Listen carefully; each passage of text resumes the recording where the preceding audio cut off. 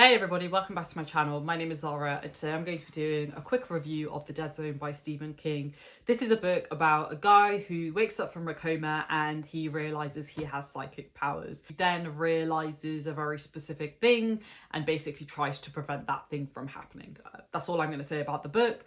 This is, I would say, a Stephen King book that I don't normally hear talked about that much. I think it is one of his more underrated books. I could be wrong, let me know down below in the comments, but I was recommended this by a friend of mine whose book opinions I really respect. We have very similar taste. And when he said this was one of his favourite Stephen King books, I thought, you know, I've got to put this one up high. Overall, I liked it. I think it's a solid book. It wasn't my favourite Stephen King by any means, but I do understand why people like it. This was definitely a case of I loved the first half. I loved the first half so much.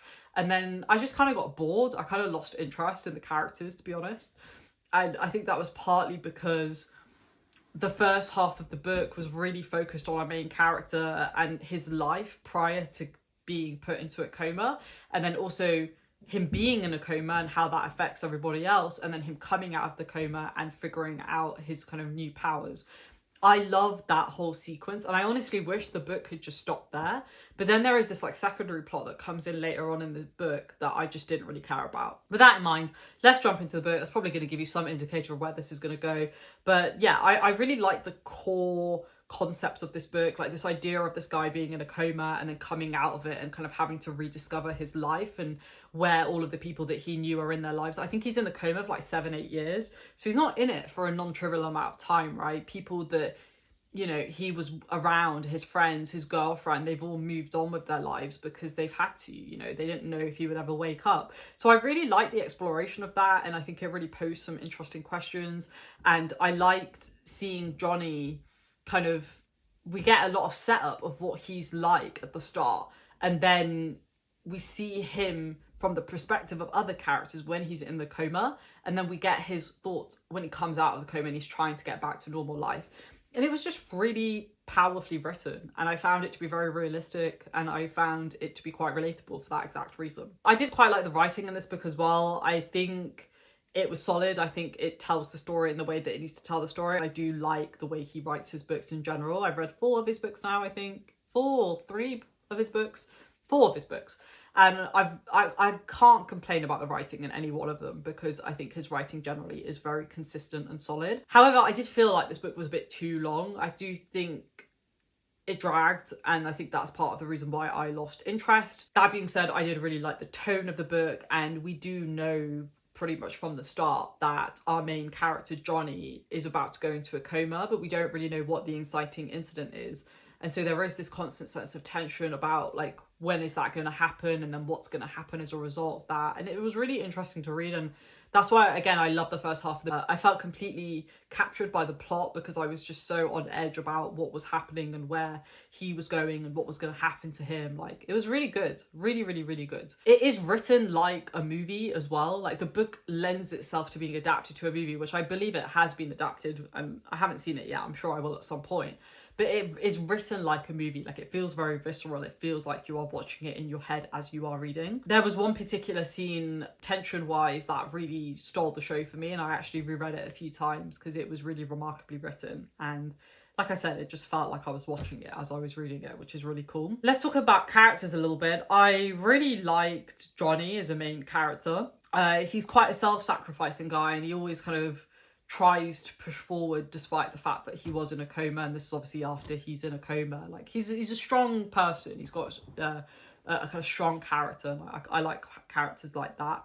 For me, I was actually more interested in the surrounding cast of characters. I really like Johnny's parents. So when Johnny goes into the coma, I loved seeing how Johnny's parents changed, how his dad became quite detached, and how his mum becomes essentially like a religious fanatic. She becomes very, very devoutly Christian, and it's to the point where it starts to impact her relationship with her husband, Johnny's father. And it's just really interesting to watch, and again, it felt very real. Like, you could actually see that happening in real life. Another character that I really enjoyed was Sarah, and Sarah was Johnny's girlfriend before he went into a coma, or they were like dating at the very least. And she was really interesting to read because, you know, she moved on while he was in the coma. Like, she stayed with him for a few years, and then, you know, no clue as to whether he was going to wake up at any point. So she ended up moving on, getting married, having a child, but yet she still stays in touch with him and still tries to keep some sort of a relationship with him, even though it's not necessarily a romantic one.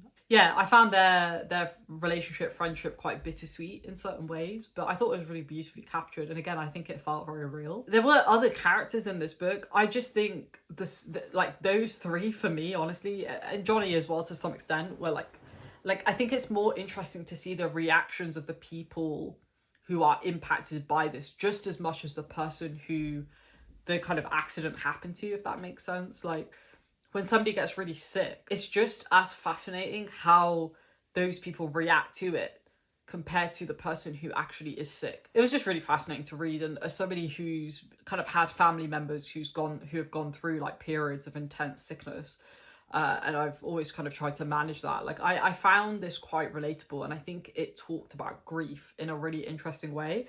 And with that in mind, let's talk about themes. Like, we see how different people handle the grief of losing Johnny, but not really losing him because he's not dead.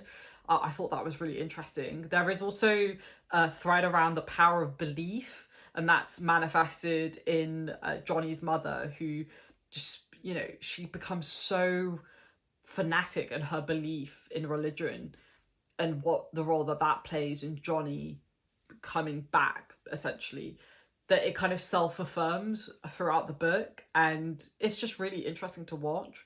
And then the other thing that I really liked was the exploration around the concept of, in order for moral behaviour to be exhibited, somebody almost always has to sacrifice something in order for that moral action to be embodied, if that makes sense. That was very wordy, sorry folks, I'm quite tired. But I quite like that thread as well, you know, like people who sacrifice themselves for certain moral actions, and the reasons why they do those things. Like, one of the things that comes up in this book is, I think it's Johnny, he brings up the question of, you know, if you had the opportunity to go back in time to kill Hitler, knowing everything that he did, would you go and do it? Like, it brings that question up, and I think that's a really fascinating question. So yeah, I really loved the first half of the book. For me, if it had just stopped at the point where like Johnny was kind of getting back to life, like, I honestly would have been happy, but it's a Stephen King book, right? So there has to be some wacky element to it. I gave this book a 3.75 stars, not bad by any means. Not my favourite Stephen King though.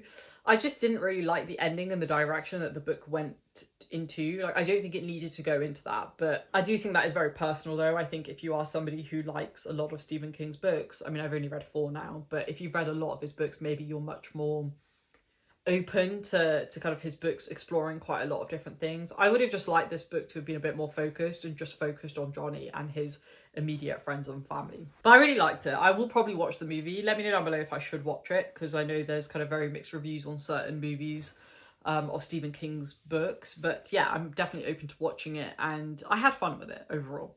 Let me know down below if you have read this one. Let me know down below if you have any recommendations of books that kind of explore the idea of like getting ill and then getting a magical power basically off the back of it, and then trying to come to terms with that. Like, I like that as a concept, and I love the first half of the book because that is what we are exploring. It's just that it then became like a thriller book, and I didn't really care about that because I just was not connected to the person that that was really tied to. So let me know if you have any recs, and I'll definitely check them out. And yeah, if you like this video, please do give it a thumbs up. Let me know down in the comments whether you have read this book, whether you liked it, or whether you had a similar experience to me, and I will see you there. Thanks for watching, folks. Stay safe, take care, and I will see you soon. Bye.